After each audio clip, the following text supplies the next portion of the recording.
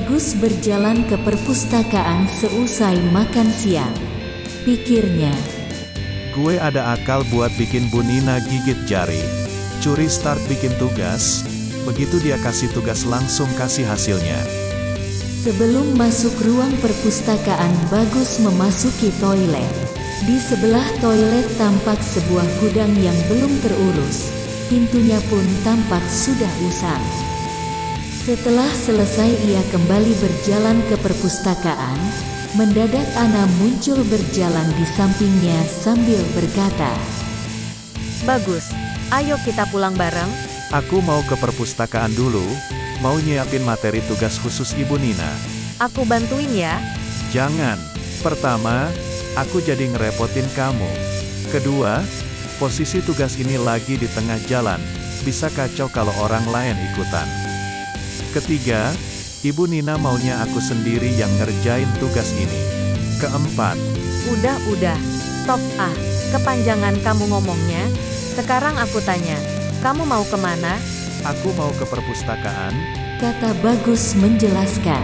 Aku tunggu di luar sampai kamu selesai. Tapi nanti aku harus langsung kerja. Aku yang antar ke kantor kamu. Aku udah janji sama Dodi. Dia mau nganter aku. Yah, Dodi lagi. Aku telepon dia deh. Biar dibatalin aja janjinya. Kamu masuk dulu aja ke perpustakaan. Jangan lama-lama ya. Kata Ana. Ana menelepon Dodi, namun tidak diangkat. Sementara di dalam perpustakaan Bagus menelepon Dodi. Halo Dod, tadi Ana telepon lo di nomor yang satu lagi. Gue tahu, tadi gue lihat ada telepon dari dia, tapi nggak gue angkat. Sorry ya Gus, hari ini gue nggak bisa nganter lo. Nggak apa-apa, oke. Gitu aja ya Dod. Bagus menutup HP-nya, namun ia dikejutkan Mary yang berdiri di sebelah kirinya. Pikirnya, Wah percuma gue di sini. Barusan Dodi bilang di telepon gak bisa nganter kamu. Jadi kamu ikut aku aja. Nanti aku antar kamu ke kantor. Tapi Ana juga lagi nunggu di luar. Nggak enak Kal. Masalah Ana biar aku yang urus.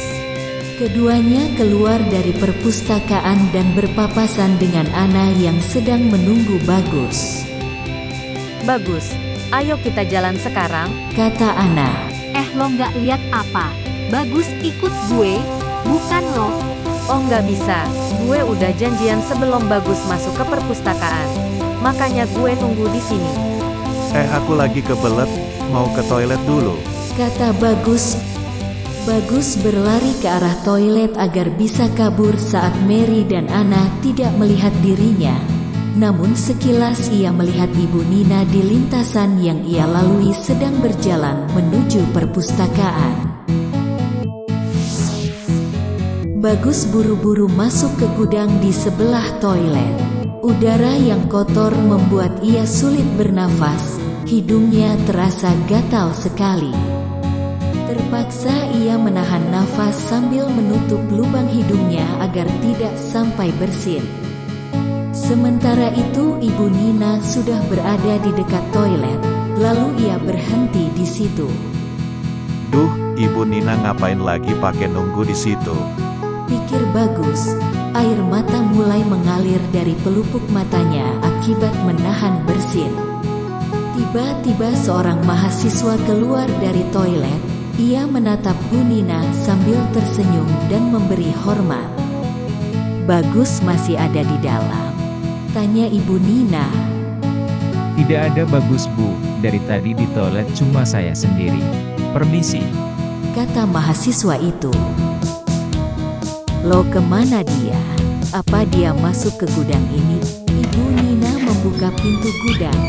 Bagus merapatkan badannya ke balik pintu sambil tetap memencet hidungnya. Ibu Nina melongok ke dalam gudang. Kemudian ia mengibaskan tangannya berkali-kali sambil menahan nafas. Katanya, gudang ini kotor sekali. Sepertinya Bagus tidak mungkin masuk ke sini. Ibu Nina menutup pintu gudang tersebut. Akhirnya Bagus pun bersin. Duh, mudah-mudahan Ibu Nina nggak dengar. Setelah ia yakin Ibu Nina tidak ada di situ, ia keluar dari gudang. Dan dilihatnya Mary dan Anna berdiri di hadapannya. Bagus, katanya ke toilet, tapi kok keluarnya dari situ sih? Tanya Mary. Apa kamu kencing di gudang itu, Gus? Toilet cowok kan di situ? Kata Anna sambil menunjuk ke arah toilet. Oh enggak, barusan sesudah aku keluar dari toilet, aku penasaran mau lihat gudang ini di dalamnya kayak apa. Aku mau lihat juga gudangnya kayak apa. Kata Anna. Kita masuk yuk. Ajak Mary. Mendadak Ibu Nina muncul. Ia langsung menegur mereka. Mau apa kalian bertiga masuk ke situ? Bagus kamu laki-laki, Mary dan anak kalian berdua perempuan. Apa kata orang nanti kalau melihat kamu bertiga di dalam? Bisa dituduh melakukan hal yang tidak-tidak. Bagus, Mary dan Anna saling pandang. Mereka baru menyadari maksud dari perkataan Ibu Nina. Ini apa Bagus? Tanya Bu Nina sambil meraih lembaran kertas-kertas dari tangan Bagus, lalu membuka dan membacanya satu persatu. Oh, kamu mau coba curi start bikin tugas? Untung Ibu ketemu kamu di sini, jadi Ibu bisa buat materi yang berbeda. Bagus tersenyum kecut, pikirnya. Percuma semua jerih payah gue. Bu Nina udah tahu semua trik gue. Bagus, Ibu tahu Dodi tidak bisa mengantar kamu. Jadi sekarang kamu harus ikut dengan Ibu. Tapi Bu, Tidak ada tapi. Ayo, kamu ikut Ibu. Bagus terpaksa mengikuti Ibu Nina menaiki mobilnya. Sementara Anna dan Mary cuma bisa gigit jari. Setibanya di tempat yang dituju, Ibu Nina memilih meja dengan dua buah kursi yang saling berhadapan. Bagus, kenapa kamu kuliah sambil kerja? saya harus memenuhi kebutuhan hidup dan biaya kuliah, juga membantu orang tua dan biaya sekolah adik saya. Kamu berapa bersaudara? Apakah orang tua kamu tidak bekerja sehingga kamu yang harus bekerja? Saya 2 bersaudara, adik saya perempuan masih SMA. Ayah pernah bekerja yang lumayan kompensasinya, tapi sekarang buka usaha warung sambil ngobek kecil-kecilan. Kompensasi ayahmu yang lumayan, maksudnya? Pak Bagas, itu nama ayah saya. Beliau pernah bekerja di perusahaan distributor barang. Di situ ada kelompok karyawan yang berhubungan dengan jaringan penyalur barang-barang ilegal. Kelompok ini merampas barang-barang untuk diserahkan ke penyalur tersebut. Ayah difitnah dijadikan kambing hitam sebagai dalangnya. Setelah waktu berlalu, beliau berhasil membuktikan diri tidak bersalah. Akibat kejadian itu, saya dapat julukan anak penyamun sebagai guyonan dari teman-teman, khususnya Dodi dan Arman, teman sekantor saya. Sekarang perusahaan itu sudah tutup karena pemiliknya tidak mau melanjutkan usaha tersebut. Lalu bagaimana cara kamu mengatur waktu kegiatan? Saya coba jalani dulu, setelah itu baru saya cari celah waktu yang ada untuk saya manfaatkan buat belajar. Kenapa kamu tidak merencanakan jadwalnya dulu? Kalau saya merencanakan sejak awal, sulit mengatasi kesibukan dadakan di luar jadwal, seperti tugas dari ibu atau kerja lembur di kantor. Tapi kalau dijalani dulu lebih mudah menyesuaikan perubahannya. Jadi maksud kamu tugas dari ibu menambah beban? Dari segi waktu memang ya Bu, tapi ada manfaatnya, karena hal itu jadi pendalaman materi bagi saya. Berarti ibu bisa menambah lagi tugas-tugas tambahan untuk kamu kerjakan lebih banyak. Tapi Bu, kalau tugas ditambah, bagaimana nantinya dengan waktu belajar dan kesibukan saya di kantor? Bukannya tadi kamu bilang coba dijalani saja dulu. Itu artinya semua bisa kamu jalani, baru mengatur waktu. Salah. Gue kok malah ngasih angin. Pikir Bagus. Apakah Mary dan Anna bersaing jadi pacar kamu? Mereka itu cuma teman-teman saya satu kampus, Bu. Memangnya kamu belum punya pacar? Iya, Bu. Saya mau fokus sama kuliah dulu. Berarti kamu bisa menyiapkan waktu lebih banyak buat ibu. Ibu siap menyisihkan waktu kapan saja untuk kamu. Salah omong lagi nih. Fokus sama kuliah mau dimanfaatkan Bu Nina pakai alasan bantuin gue belajar. Setibanya di kantor, Bagus langsung ke ruang kerjanya.